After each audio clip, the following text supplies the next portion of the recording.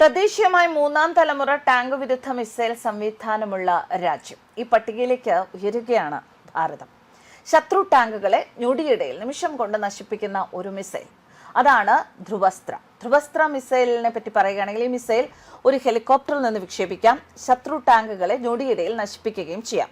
മുൻപ് ഇത് helicopter വിക്ഷേപിച്ച Nag എന്നറിയപ്പെട്ടിരുന്നു. Operation സിന്ധുവിന് ശേഷം ഇന്ത്യൻ സൈന്യം ആക്രമണത്തിന് പൂർണ്ണമായും സജ്ജമായിരിക്കുകയാണ് കേട്ടോ. ശത്രു ടാങ്കുകളെ ഞൊടിയിടയിൽ നശിപ്പിക്കുന്ന ഈ മിസൈൽ രാജ്യത്തിന്റെ കപ്പലുകളിലും ഉൾപ്പെടുത്താൻ പോവുകയാണെന്നാണ് വിവരങ്ങൾ.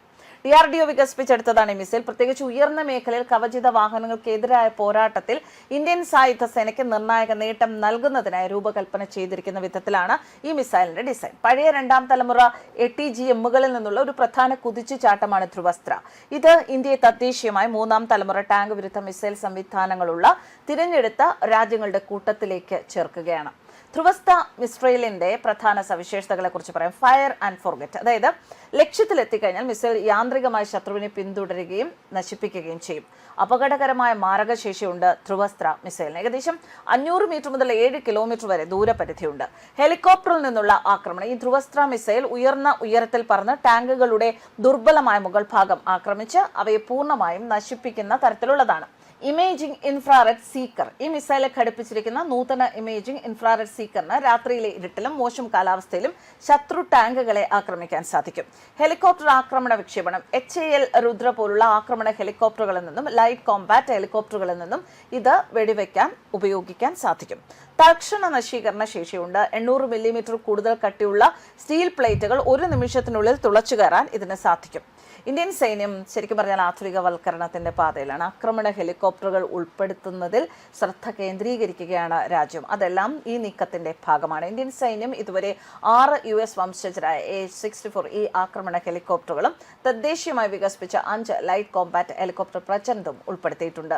90 അധിക പ്രചണ്ഡ് ഹെലികോപ്റ്ററുകളുടെ വിതരണത്തിനായി സൈന്യം ഇപ്പോൾ കാത്തിരിക്കുകയാണ്. ഈ ആഴ്ച ആദ്യം ബംഗളൂരുവിലെ ഹിന്ദുസ്ഥാൻ എയറോനോട്ടിക്സ് ലിമിറ്റഡിന്റെ സൗകര്യത്തിൽ army chief general Upendra Dwivedi LCHൽ പറഞ്ഞിരുന്നു.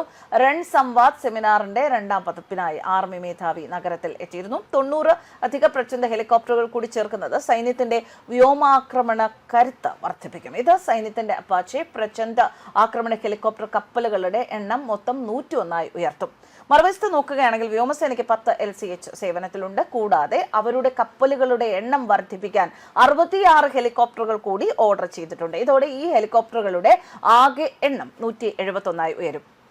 വ്യോമസേനയ്ക്ക് 22 അപ്പാച്ചെ ആക്രമണ ഹെലികോപ്റ്ററുകളും കൂടിയുണ്ട്. ബ്രഹ്മാസ്ത്ര അഭ്യാസം AH-64 ഈ അപ്പാച്ചെ ആക്രമണ ഹെലികോപ്റ്ററുകളിൽ നിന്ന് ഇന്ത്യൻ സൈന്യത്തിന്റെ ആദ്യ വെടിവെപ്പ്. ഇതിനർത്ഥം രണ്ട് സേവനങ്ങളും ചേർന്ന് 199 ആക്രമണ ഹെലികോപ്റ്ററുകൾ പ്രവർത്തിപ്പിക്കാൻ പദ്ധതിയിടുന്നു എന്നാണ്. സൈന്യത്തിലും വ്യോമസേനയ്ക്കും ഏകദേശം 90 രുദ്ര സായുധ ഹെലികോപ്റ്ററുകൾ ഉണ്ട്.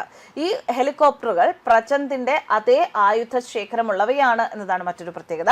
കാരണം രണ്ടിലും ഒരേ 20mm ഓട്ടോമാറ്റിക് പീരങ്കിയും റോക്കറ്റ് പോഡുകളുമുണ്ട്. വ്യോമസേന ഹെലികോപ്റ്ററുകൾക്കായി ധ്രുവസ്ത്രയും സൈനിക ഹെലികോപ്റ്ററുകൾക്കായി ഹെലീനയും വെടിവെക്കുന്നതിനാണ് പ്രചണ്ഡ്, രുദ്ര എന്നിവ രൂപകൽപ്പന ചെയ്തിരിക്കുന്നത്. ഈ രണ്ട് മിസൈലുകളും തദ്ദേശീയമായി വികസിപ്പിച്ച മൂന്നാം തലമുറ നാഗ് ആന്റി ടാങ്ക് ഗൈഡഡ് മിസൈലുകളുടെ വകഭേദങ്ങളാണ്. റോക്കറ്റുകളും മിസൈലുകളും സ്റ്റബുകളിൽ ബാഹ്യമായി കൊണ്ടുപോകാൻ പാടില്ല. ഇന്ത്യൻ വ്യോമസേനയുടെ രുദ്ര ഹെലികോപ്റ്ററുകൾക്കായി 200 ധ്രുവസ്ത്ര മിസൈലുകൾ ഡിഫൻസ് അക്വിസിഷൻ കൗൺസിൽ അംഗീകരിച്ചു.